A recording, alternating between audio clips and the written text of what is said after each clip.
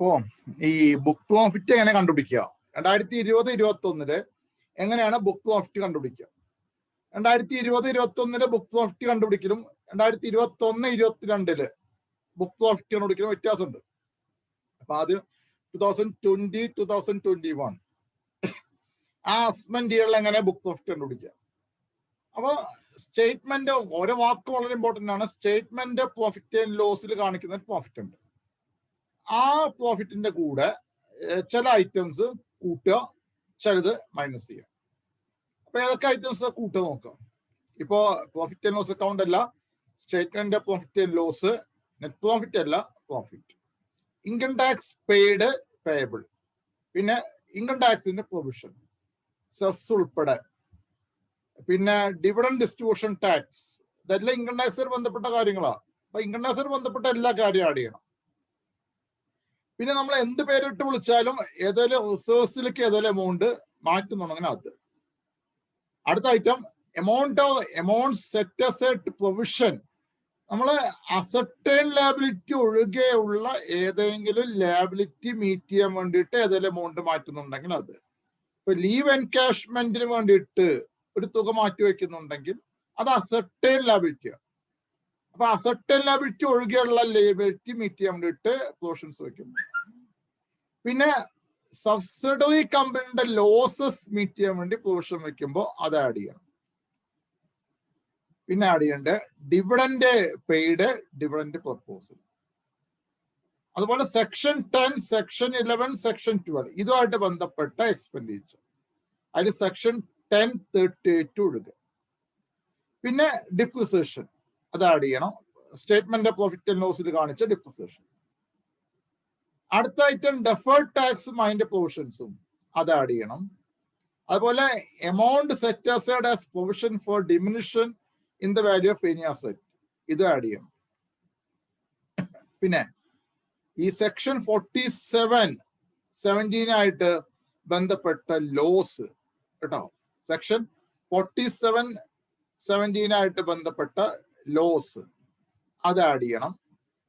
പിന്നെ amount standing in revaluation reserve relating to revalued asset on retirement or disposal of such asset ഇത് add ചെയ്യണം. ഇനി less ചെയ്യേണ്ട items ആണ്. ഏതൊക്കെയാണ് ലെസ് ചെയ്യേണ്ട ഐറ്റംസ്? നമ്മൾ ഏതെങ്കിലും റിസോഴ്സിനോ പ്രൊവിഷനോ ഏതെങ്കിലും എമൗണ്ട് പിൻവലിച്ചുണ്ടെങ്കിൽ അത് statement of profit and loss, അവിടെ അക്കൗണ്ട് ഇല്ല, സ്റ്റേറ്റ്മെന്റ് ഓഫ് പ്രോഫിറ്റ് ആൻഡ് ലോസിന്റെ ക്രെഡിറ്റ് സൈഡിൽ ആ എമൗണ്ട് കാണിക്കും.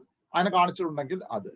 അപ്പൊ amount withdrawn from resource of provision if any such amount is credited to the statement of, അങ്ങനെ ആക്കണം, to the statement of profit and loss.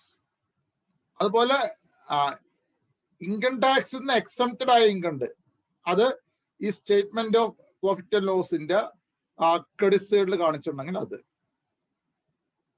Exempted income 11-12 section 1038 ഒഴികെ. അതുപോലെ share profit from an IOP on which no income tax is payable, അപ്പൊ item ഇതെല്ലാം minus ചെയ്യുന്ന item. പിന്നെ royalty in respect of patent chargeable tax under section 115 BBF. Depreciation നേരത്തെ add ചെയ്തു, ഇവിടെ minus ചെയ്യുക. പക്ഷെ ഇവിടെ ഒരു കാര്യമുണ്ട്, depreciation other than revaluation asset ആണ് ലെസ് ചെയ്യേണ്ടത്, ടോട്ടൽ ഡിപ്രിസിയേഷൻ ആണ് ആഡ് ചെയ്യേണ്ടത്. ഇത് ഇമ്പോർട്ടന്റ് പോയിന്റ് ആണ്. പിന്നെ അടുത്തായിട്ട് amount withdrawn from revaluation reserve credited to statement of profit and loss to the extent it does not exceed the amount of depreciation on account of revaluation asset less ചെയ്യണം. അതുപോലെ ഇൻസോളൻസി and bankruptcy കോഡായിട്ട് ബന്ധപ്പെട്ട ഒരു കാര്യമുണ്ട് less ചെയ്യേണ്ട item.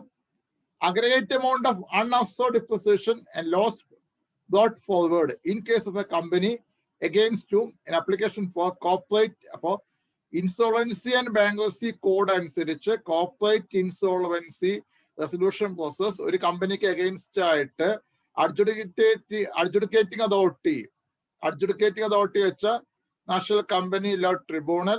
ഏതെങ്കിലും കമ്പനിക്ക് against ആയിട്ട് national company law tribunal corporate insolvency resolution process അംഗീകരിച്ചിട്ടുണ്ടെങ്കിൽ ആ കമ്പനിയായിട്ട് ബന്ധപ്പെട്ട അൺഅബ്സോർബ്ഡ് ഡിപ്രിസിയേഷൻ അതുപോലെ ലോസ് ബ്രോട്ട് ഫോർവേഡ് അത് ലെസ് ചെയ്യണം.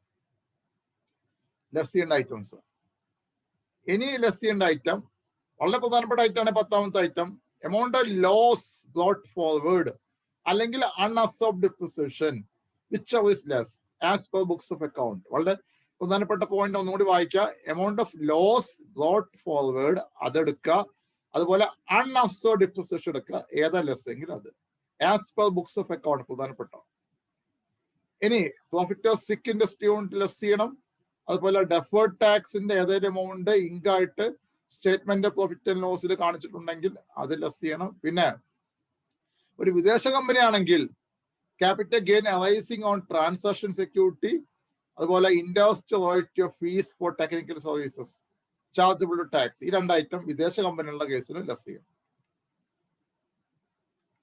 അടുത്ത ഐറ്റം ലെസ് ചെയ്യേണ്ട ഐറ്റമാണ് amount representing notional gain on transfer of capital asset being shares of a special purpose vehicle to a business trust in exchange of unit allotted by that trust. അതുപോലെ notional gain resulting from any change in carrying amount of said unit, gain on transfer of said unit. അപ്പൊ ഇത്തരത്തിലുള്ള item എല്ലാം less ചെയ്യുക. ആ സമയത്ത് കിട്ടുന്ന ഒന്നാണ് book profit. അപ്പൊ കമ്പനി ആകുമ്പോൾ അത് ഡൊമസ്റ്റിക് കമ്പനി ആയാലും അത് ഫോറിൻ കമ്പനി ആയാലും ബുക്ക് പ്രോഫിറ്റ് കണ്ടുപിടിക്കണം. എല്ലാ സെക്ഷനിലും വേണ്ട. സെക്ഷൻ 115BA ഓപ്റ്റ് ചെയ്യുന്ന കമ്പനി, സെക്ഷൻ 115BA അസ്മെന്റിയ 2020-21 ഓപ്റ്റ് ചെയ്യുന്ന കമ്പനികൾക്കാണ് ബുക്ക് പ്രോഫിറ്റ് കണ്ടുപിടിക്കേണ്ടി വരും കേട്ടോ. Okay, thank you.